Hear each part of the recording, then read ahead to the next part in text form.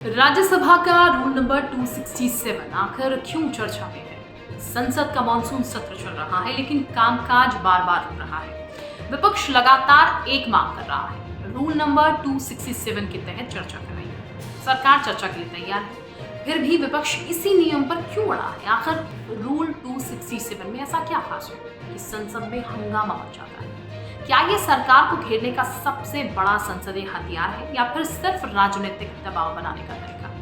आज इस एक्सप्लेनर में आसान भाषा में हम आपको समझाने की कोशिश करेंगे रूल 267 क्या है, ये कैसे काम करता है और इस समय इसकी इतनी चर्चा क्यों हो रही है। तो रूल 267 क्या है? सबसे पहले समझिए कि संसद दो सदनों को मिलकर बनी है, लोकसभा और राज्यसभा। दोनों के अपने अपने नियम हैं। राज्यसभा में रूल 267 एक ऐसा विशेष नियम है जिसके तहत कोई भी सांसद सभापति से यह अनुरोध कर सकता है कि सदन का पहले से तय एजेंडा कुछ समय के लिए रोक दिया जाए और किसी बहुत ज्यादा इंपॉर्टेंट और तत्कालीन जनहित के मुद्दे पर तुरंत चर्चा कराई जाए। मतलब अगर देश में कोई बहुत बड़ा मामला है, जैसे राष्ट्रीय सुरक्षा, बड़ा घोटाला, परीक्षा विवाद, प्राकृतिक आपदा या कोई ऐसा मुद्दा जिस पर तुरंत सरकार का जवाब जरूरी हो, तो सांसद रूल 267 के तहत नोटिस दे सकता है। लेकिन यहाँ एक महत्वपूर्ण बात है, रूल 267 लागू करना अनिवार्य नहीं है। इसका फैसला पूरी तरह राज्यसभा के सभापति के विवेक पर निर्भर करता है। अगर सभापति अनुमति नहीं देते तो रूल 267 के तहत चर्चा नहीं होगी। आखिर विपक्ष इसी रूल की मांग क्यों करता है, ये भी आपको जानना जरूरी है। तो विपक्ष दूसरे नियमों से चर्चा क्यों नहीं चाहता? सवाल यह है। इसका जवाब राजनीति और संसदीय प्रक्रिया दोनों में छिपा है। अगर रूल 267 स्वीकार हो जाता है तो सदन का पूरा फोकस उसी मुद्दे पर आ जाता है। सरकार को उसी विषय पर जवाब देना पड़ता है और बाकी सरकारी कामकाज कुछ समय के लिए पीछे चला जाता है। यही वजह है कि विपक्ष चाहता है कि जिन मुद्दों को वो राष्ट्रीय महत्व का मानता है उन पर पहले चर्चा हो।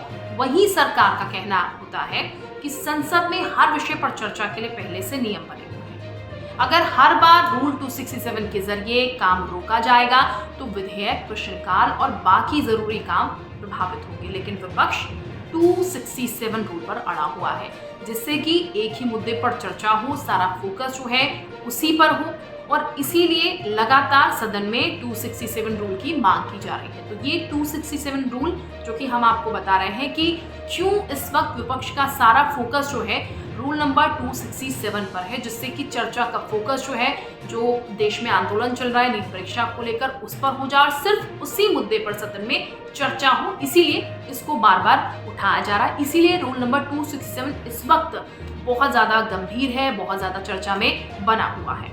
देखिए, एक तरफ विपक्ष कहता है कि पहले जनता का जरूरी होता, जबकि सरकार कहती है संसद की तय प्रक्रिया भी उतनी ही जरूरी है। इस बार रूल 267 चर्चा में क्यों?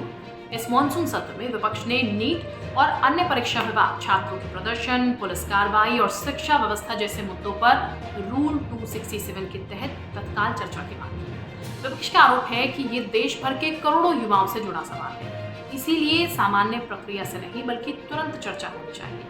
दूसरी ओर सरकार का कहना है कि वो इन मुद्दों पर चर्चा से भाग नहीं रही, लेकिन चर्चा सामान्य संसदीय नियमों के तहत होनी चाहिए ताकि सदन का बाकी काम भी चलता रहे। इसी टकराव के कारण कई बार विपक्ष ने नाराजगी की नारेबाजी की, कार्यवाही बाधित हुई और सदन को स्थगित भी करना पड़ा। यानी कि असली लड़ाई सिर्फ मुद्दों की नहीं है, बल्कि चर्चा किस नियम के तहत होगी इस बात की है।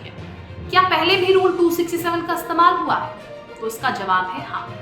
इससे पहले भी विपक्ष कई बड़े मुद्दों जैसे कि कृषि कानून, मणिपुर हिंसा, महंगाई, पेगासस विवाद, नोटबंदी और राष्ट्रीय सुरक्षा से जुड़े मामलों पर रूल 267 के तहत चर्चा की मांग करता रहा है। हालांकि हर बार ये नियम स्वीकार नहीं होता। कई बार सभापति नोटिस खारिज कर देते हैं और सामान्य नियमों के तहत चर्चा कराने को कहते हैं। तो कुल मिलाकर रूल 267 कोई साधारण नियम नहीं है। ये राज्यसभा का ऐसा विशेष प्रावधान है जिसके जरिए विपक्ष किसी बड़े और तत्काल जनहित के मुद्दे को संसद की सबसे पहली प्राथमिकता बनाना चाहता है, लेकिन इसे लागू करने का अंतिम अधिकार सभापति के पास होता है। और यही वजह है कि जब भी कोई बड़ा राजनीतिक विवाद होता है, रूल 267 फिर चर्चा में आ जाता है। अब सवाल आपसे, क्या संसद में बड़े मुद्दों पर तुरंत चर्चा करें? रूल 267 का ज्यादा इस्तेमाल होना चाहिए या फिर सदन को तय प्रक्रिया के अनुसार ही चलना चाहिए? अपनी राय कमेंट्स में जरूर बताइएगा और इस वीडियो को ज्यादा से ज्यादा शेयर भी कीजिएगा।